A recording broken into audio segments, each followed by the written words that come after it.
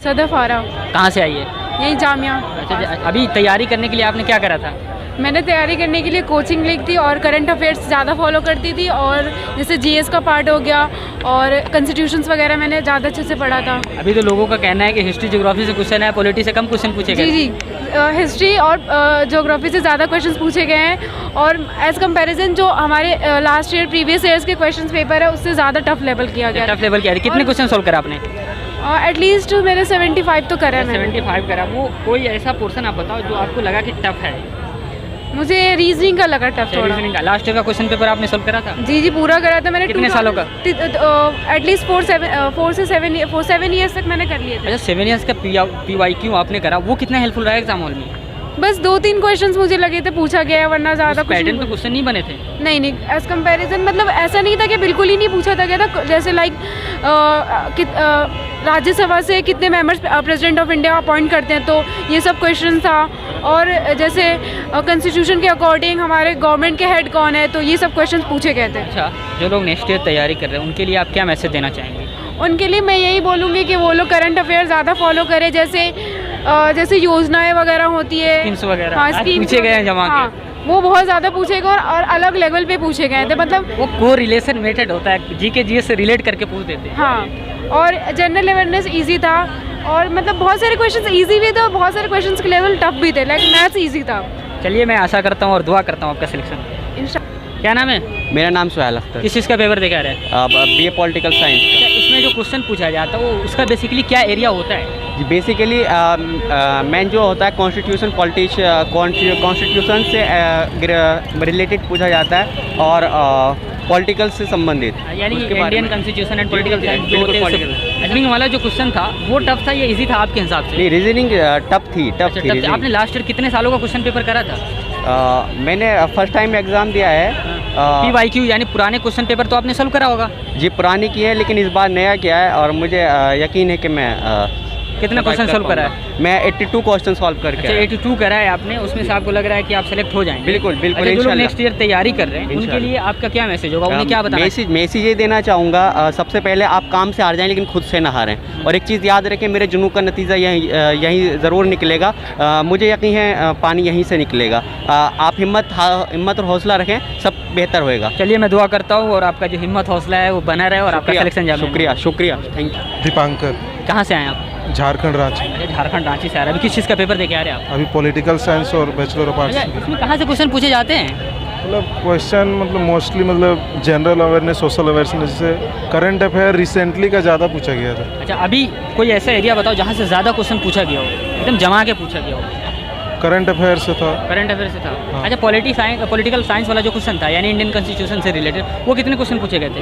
लगभग 5-6 क्वेश्चन। 5 ही क्वेश्चन से पूछे थे? हाँ, 5-6। अच्छा, हिस्ट्री से कितने पूछे रहे होंगे?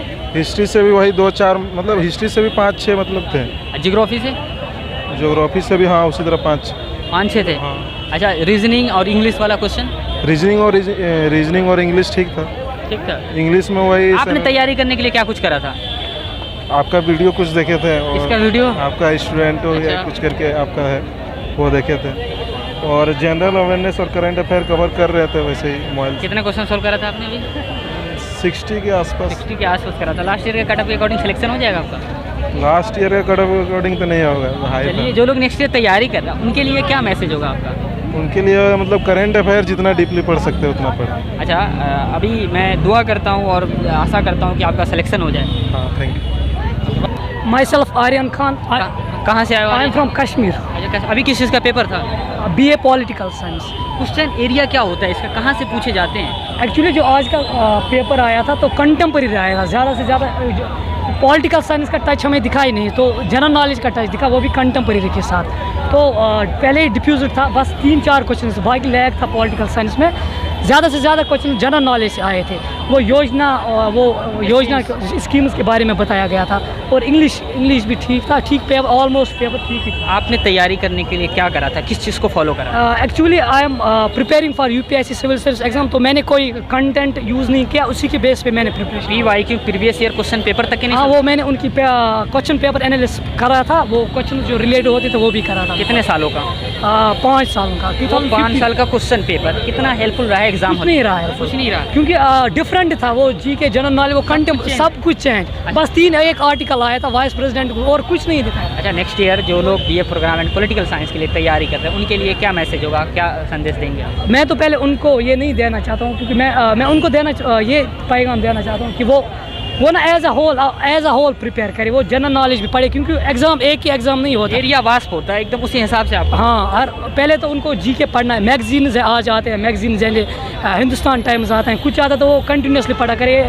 तो सीट्स भी बहुत ज़्यादा कम है, 50 सीट्स होती है और almost 2000 students are participating there, तो अच्छे से प्रिपेयर करना पड़ा। 2000 नहीं 10,000 प्लस फॉर्म्स आते हैं। हाँ, वो भी। हाँ, चलिए मैं दुआ करता हूँ आपका सिलेक्शन। हाँ, मोहम्मद मिज़ान। आपका?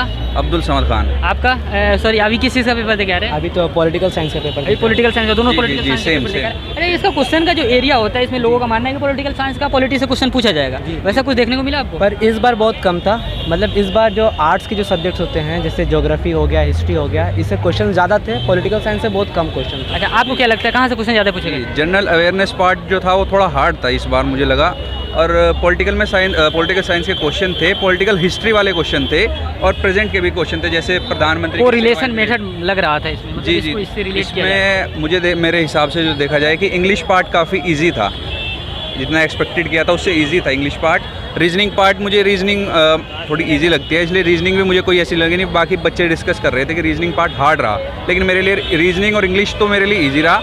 जनरल अवेयरनेस का पार्ट हाँ वो कह सकते हैं कि थोड़ा हार्ड था, टिपिकल। आपके लिए कौन सा पार्ट इजी था? जैसे जनरल अवेयरनेस आसान था, और जो सोशल साइंस था, मतलब जो सोशल वाला था वो भी आसान था। आपके लिए टफ कौन था? मेरे लिए जनरल अवेयरनेस था, क्योंकि मैंने सही बताऊं तो मैंने ढिलाई करी उसमें, जनरल अवेयरनेस में मैंने उसमें ध्यान इतना नहीं दिया, ऊपर से बड़ा काफ़ी क्वेश्चन मेरे दिमाग में हिट कर रहे थे कि ये है शायद ये है, फिर उसमें मैं थोड़ा सा मैं कहा यार कौन सा था कुछ अच्छा, अभी कंफ्यूज। आप लोगों को खुद ये एहसास हो गया होगा, जिस तरह आपने कहा कि जनरल अवेयरनेस को आपने स्किप करा था और आपने बताया कि रीजनिंग वगैरह जो था टफ था, तो उस हिसाब से आप क्या रीजनिंग टफ नहीं था, रीजनिंग जो था वो नॉर्मल था, अगर आप पढ़े हैं तो आराम अच्छा, से। तो आपको क्या लगता है कि जो लोग नेक्स्ट ईयर तैयारी कर रहे हैं उन्हें किन चीज़ों पर फोकस करना चाहिए? उनको करंट अफेयर पे फोकस करना चाहिए, जो स्कीम्स गवर्नमेंट के आ रही है वो देखना चाहिए, जो बुक्स के राइटर हैं वो देखना चाहिए, और जो आर्ट्स के जो सब्जेक्ट होते हैं, हिस्ट्री ज्योग्राफी जो 10th से है, 10th 11th 12th, उसके जो मतलब बुक्स में NCERTs के कुछ बुक्स है और जो लूसेंट्स वगैरह है, आपको वो देखना चाहिए। आपके हिसाब से?